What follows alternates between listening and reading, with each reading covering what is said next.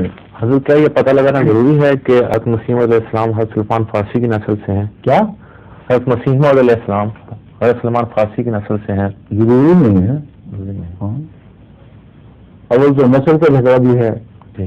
اور سلمان فارسی کے متعلق بعض علماء کہتے ہیں ان کی اولاد ہی کوئی نہیں تھی، بعض کہتے ہیں بیٹی تھی یقینی طور پر، مگر اس بحث کی ضرورت نہیں. رسول اللہ صلی اللہ علیہ وسلم نے یہ تو فرمایا ہی نہیں کہ ان کی نسل سے ہوگا، من ہؤلاء فرمایا ہے. تو یہ اس بحث میں بعض لوگ پڑھتے بھی ہیں، شوق سے پڑھیں، مگر اس کی اہمیت وہ نہیں ہے جو وہ سمجھ رہے ہیں.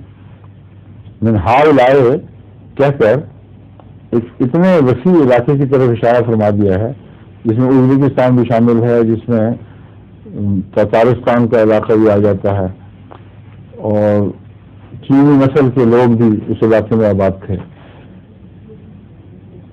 کیونکہ فارس اس وقت روم کے مقابل پر ایک بہت عظیم شان مشرقی سلطنت تھی جس کی سرحدیں چین سے ٹکرا رہی تھیں، اور یہ وہ فارس نہیں جو آج کل کا ایران ہے.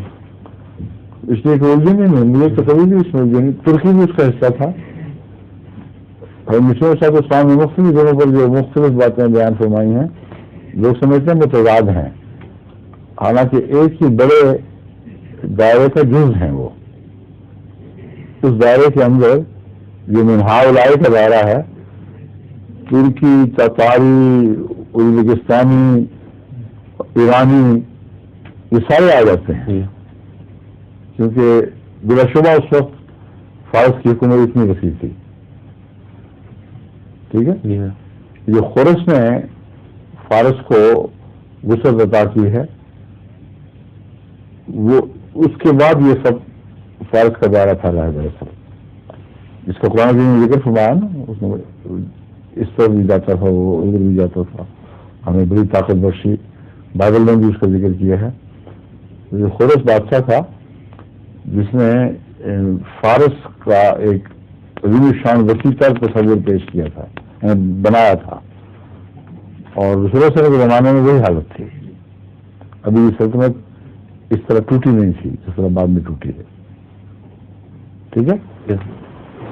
ظہور مہدی آخر زمان